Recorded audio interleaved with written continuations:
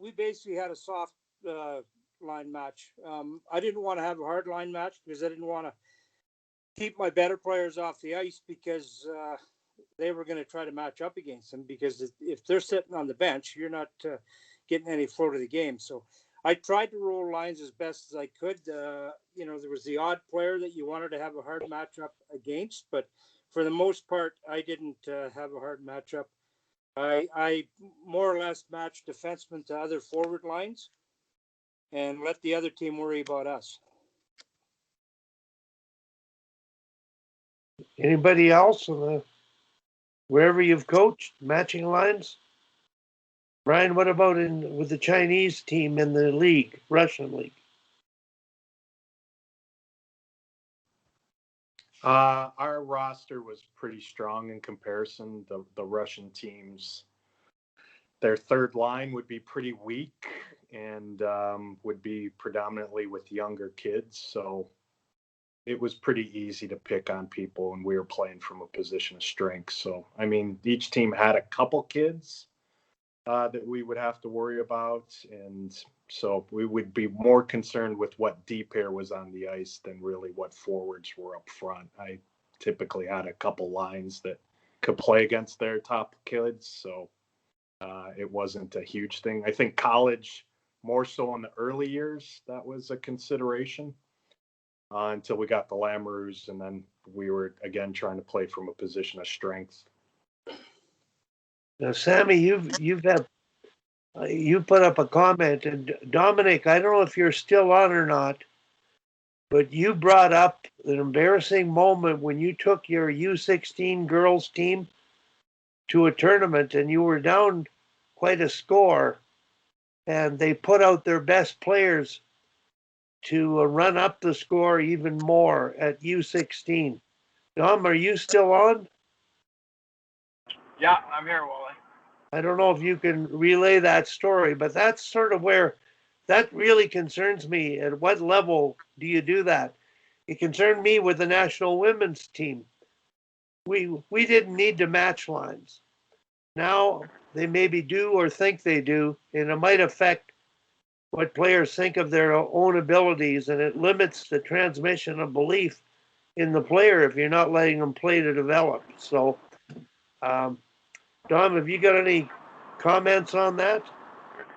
I know it's hard. It's kids, Yeah. it's minor hockey, but it does occur in a negative way in minor hockey.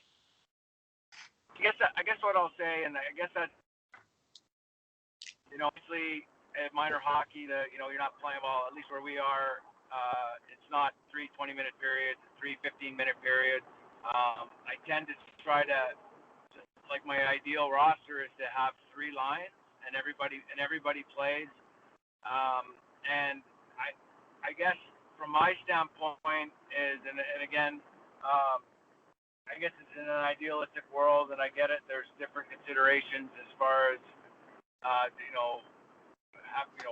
wanting to win and everything else. But I just think that if you don't play, I mean, obviously if there's kids that aren't working and whatever else have you, that there has to be some accountability. But if you don't play everyone, quote unquote, equal, and in the important moments, because there's always important moments in a game that come up, and that you've got your quote unquote weakest line out on the ice. But I find if you pull those kids off at that particular moment, like, it doesn't matter what you say or what you do, but it's those moments of truth that resonate with the kids. And so if they think, hey, I'm not good enough to be out here with 5 minutes left in a 1-goal game, it doesn't matter what you say. That to me will resonate as to what they're going to remember and how they're going to feel about themselves. And that's again, that's just my opinion. I know it's idealistic, but I think you're just you're talking out of both sides of your mouth. If all of a sudden you get down, you can say, I believe everybody in equal play and everything else, and then you get into at an end of a game, and you got your weakest line, and there's face off in your end, and then you pull those kids off, and you start the bench. To me, I think you just really demoralize and take a lot of that confidence out of your your younger or weaker kid? Sammy, Kim. Yeah, I think a lot of it, to piggyback on Dom, is what's communicated. So again, I at our league, it tends to be a bit of a pony show to pad people's points, and some of that is them getting looks from Team Ontario or Team Canada, because the numbers mean something, and perhaps they put a little bit too much stock in it. But I think if you're being honest with yourself and you communicate with your team that, hey, like, these are our horses, we're going to get them out a little bit more. Like, if you have the honesty to be able to say that to your team, and then you go out and do it, then you're okay. Then you're consistent. My team wasn't very strong, the last 2 years. I can't speak to this year because we never played, but there were teams who's, they'd have the PWHL leading scorer and she'd play the whole 5-minute power play against us. Like, we were not good. And so I think to myself, why is that kid out for 5 minutes? Because we were bottom of the barrel, that to me, that's my coaching philosophy, and I'm projecting on them. Like, isn't that an opportunity to get your quote unquote third line out and get them some power play time? And again, the 2 years before that, we were a top 4 team. And then, when you're a little bit higher up the food chain, you see that same behavior. Like, my coaching behavior didn't change. I do agree it's more important you match your Ds against the other team's strongest line, as opposed to, the forwards I find harder to match. So it really is, getting your shutdown D pair against their superstar line.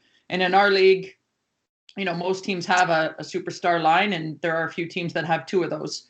And those are the teams that are usually at the top of the food chain. But I think it goes back to what we always sort of go back to here is, your coaching philosophy and what you communicated. And my biggest challenge is knowing all the players in this league. When they're recruited for those teams, they are told a certain story about, oh, we really want you, you're going to get this, that, and the other thing. And then it comes to game time, and it's really only, the rock stars who are getting the special teams and all of that. So, and then, they've been sold a bill of goods and they switched teams, or they went to that organization because they were told, hey, you're going to play with this top end kid. Well, only 2 other girls can play with that top end kid on the line. And then, of course, they can't say anything because they made the choice to go to that team. So I think if you're honest with yourself, you're going to do whatever it takes to win the championship, then your team needs to know that, as opposed to pretending that you're going to roll the lines and be, more equitable. You just have to call it out as it is. And, there's things I'm not willing to do to win a hockey game, and everybody on my team and all the parents know that. And that doesn't change. So I just think I just see a lot of difference between what coaches say and what they sell, and then what they actually do once the puck is dropped on the ice. And I just don't think that's fair to the players. I mean, watching Stephen L at your levels, L particularly, you're going into competitive hockey, so you're going to run into this sooner than later. And Matt, I'm curious about your situation.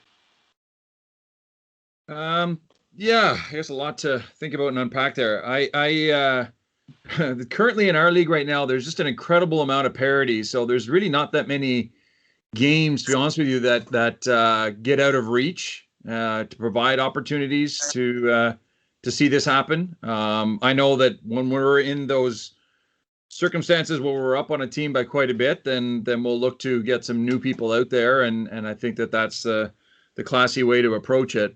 In a typical game, I don't worry too much about line matching. I think that there can be a real psychological effect if you spend all week and all day leading up to a game worried about the other team and trying to get out of what you've been preparing all year long and get out of your comfort zone. So I think that there's you're losing some of the positive effects of that. On the road, when we get first change, I'm not that concerned about it anyway. I do agree with some of the comments made. If we do any sort of matching, it's usually a D pairing, but more circumstantial, maybe end of a period or in a really close game towards the end of the period. Occasionally, we've shadowed a single player or tried to. but that's very few and far between, I think. So I think that I think really it comes down to just focusing who we want on the ice in certain circumstances. So whether it be a defensive faceoff or an offensive faceoff, or the circumstances of the game. So we're down by one, up by one, time left in the period, and just thinking about who I want on the ice of the players on my bench at that time versus worrying too much about the opponents. Tim? Thanks, Wally. A couple things, like when Kim was mentioning, and everybody does see it go on, but it seems like a really major shortcoming of coaching in the PWHL. If coaches buy into, I'm going to use that term, buy into the belief that statistics are that important to college scouts or Hockey Canada.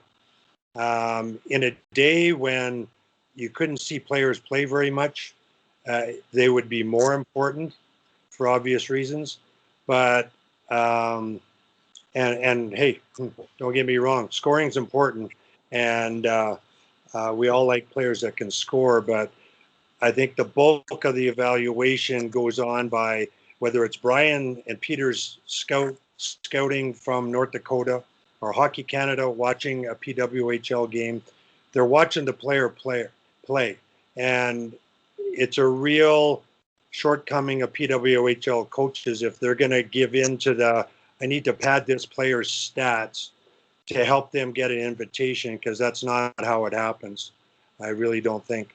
And obviously anybody's free to disagree. So I would sort of call out all the PW coaches that philosophically put that ahead of their work ethic and team first attitude and development for the group and the team as a whole. I'd sort of call them out on that and hopefully have some of them sort of change their outlook on it, I suppose. Go ahead, Matt. I think you were next, and then maybe Wally. Oh, all I was going to say is the irony is a lot of those kids have long since committed anyway. Yeah, so double transgression.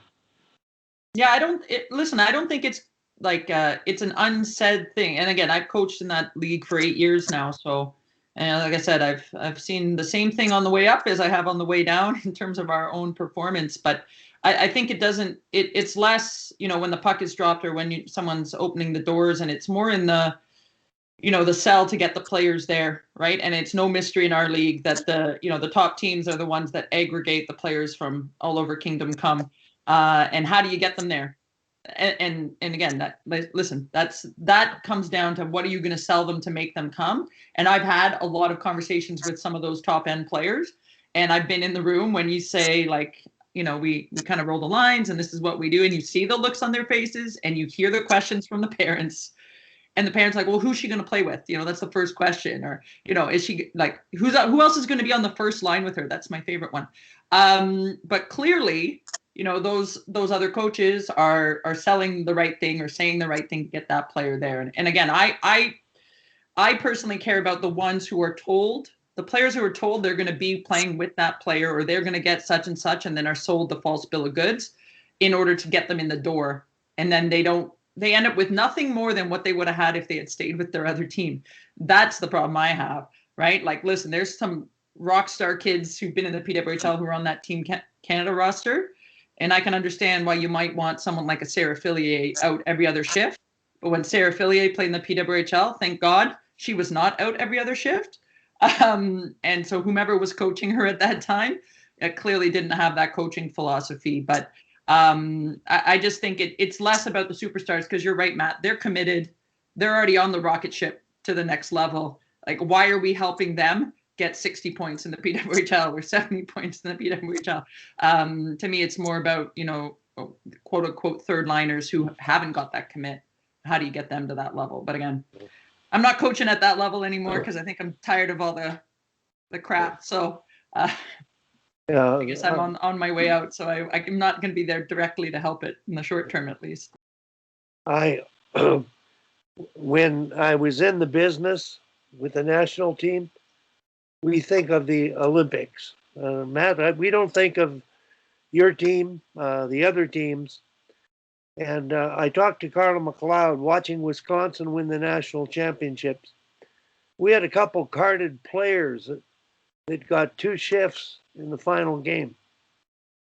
And to me, I don't care if they won a championship, they're not developing for the national team, and I don't see them on the tryout list, and they may be down the road. But those players aren't ready for 4-line hockey. And every one of those best players aren't going to play center and choose who they play with. And you got to prepare them for that. So keeping that in mind, you're breeding entitlement in the young athletes as you overplay them. You're developing expectations that are going to get an immediate short-term result, but not really teach them what it takes to be a good teammate and a better teammate. I think you can still win by managing the bench and getting the most out of everybody and managing the bench, not shortening it. And the line between managing and shortening is manipulating. And if it doesn't bother the players, it won't bother the parents. That's the art of coaching. And I think that's sort of where I come from.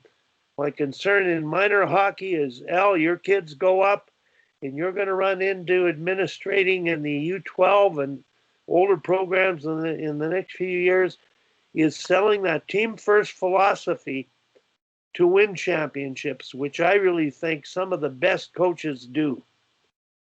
And I think there's an ethical piece to being able to do that, and it is an art. Okay, I've had done my preaching. Mhm.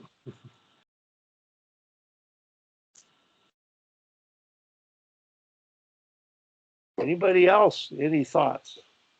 Alan, any thoughts thinking about the year coming up? You'd mentioned the challenges ahead. Some of your players, are they being recruited already to join the Elite Players League or travel leagues or what? I might Yeah, interject, Wally, as Alan's thinking there, that a well thought out, meaningful sermon is no offense to anybody. So preaching, no problem. Go ahead, Al. yeah, I appreciate the preaching. Yeah, I mean, we already see it even at our level, honestly, Wally. Like, I actually had to have a conversation with the father last year, heading into second year of U8, where it was like, well, who's he going to get to play with? It's like, well, he's going to get to play with the other kids in the team. Good answer. You know what I mean? And they left. They went to an elite program, and we brought up our four house league players to join our top team, and they developed just as much as he did. I think I would say right now that player probably would be in the middle of the pack in terms of the roster that we had this year, and half the team came out of the house league. So, we definitely see it, but I think at least in terms of us, like, we've got a policy across our association that we don't do that. Everybody kind of gets the quote unquote equal playing time, and if there's a reason why it's not equal, it's not because of their skill level. Maybe because of effort or whatever. But I think I've said it on this call before. Like, I had an example the first year that I ever coached kids where we were in the last game and it was like the quote unquote championship, and we had our 3 weakest players coming up, and we kind of looked at each other on the bench like, oh geez, what do we do? Game's tied, and we rolled them out, and one of those kids scored the goal, and everybody hit the roof. So those are the opportunities that we have, and we got to make sure that all those kids get those opportunities, because if we tell them at a young age that we're not going to put them out against in a certain situation or whatever, then that's what they're going to believe about themselves. And honestly, like, we don't know what they're going to be until they move on from playing their youth hockey and move on to some higher level. So it's our job to make them do a good job as we can with what we have, make them all believe, and do a great job with every kid, whether they're on team 1 or team 6. Thanks, Al. Just before we turn over to Kim, God, 8 years ago, I was mentoring a novice hockey game with a coach. A mom was storming down the hallway to attack the coach of the team because her son wasn't playing with the players she told him to play with. 8 years old. I asked him if I could intervene. And he said no, and he would look after it. But that's going on. That's the reality. Steve, I don't know if you're encountering it in minor hockey in the Philippines, but that is, that's what I call the insanity of what's going on in minor hockey. And thanks for bringing it up, Al, and providing some perspective. So I've marked that down, and the conversation that I highlighted to begin was Dominic talking about that and pulling people out and denying them the sense of being good enough. So, Kim, go ahead. Well, I just wanted to share a little tidbit. For a couple of years there, I coached our midget AA and our junior team simultaneously with a newborn. I'm not sure what was happening. It wasn't the smartest decision. And I have 3 kids. Now I'm not coaching at all, so I guess it did me in. But I do think sometimes we have a tendency to overcoach and micromanage details that we don't need to. And obviously, Al's story alludes to that. But just share with me, the 2 years we had a not so great junior team, we actually had a pretty decent midget AA team, and I was coaching both. And I actually think this is the reason why. The junior team, we were in last place, and I was so, how do I fix this? How do I, I have a thing written on my wall, stay the course, right? Like trust yourself. And of course I didn't listen to myself and was trying to fix it. And what are we going to do? And how are we going to change it? And I had spent so much time with worrying about the junior team. I'd show up at the midget AA games and we did the same practices. They had the same systems. I taught everything identically between 2 teams because it was just easier. And I'd show up at the midget AA game and I was like, this is just the fun team. This is the team, like, I have no stress about this team. Like, we were doing pretty well. And I honestly, like, thinking about it now, I put in so much less effort in sort of trying to micromanage and overcoach the midget team than a junior team. And the midget team, like, vastly overperformed for the level of hockey player that we had. And it wasn't because of anything magical we did. I realized I was my own worst enemy in trying to, fix it. And we just had some decent players and they bought in and they did the work. And I wasn't worried about the power player, who was up next or which goalie was getting the start. Whereas at the PWHL level, I was. And I was, and again, the PWHL level, there's the website and there's all your stats and there's where your team is in the placings and so on and so forth. With a midget, just didn't have the ego. I didn't worry about the ego side of it or the people's perception side of it as much. And we just rolled and we did pretty well.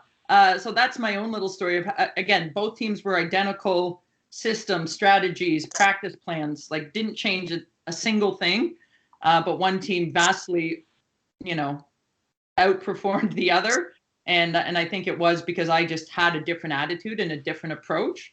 And that was like, I would even say to my husband, like, oh, I'm going to coach the fun team now. No offense to my junior players, but that was the easy team to coach. And I just, I write the lineup like 10 minutes before and here we go. It worked out really well. So anyways, that was just my experience of doing 2 teams simultaneously, which I don't recommend.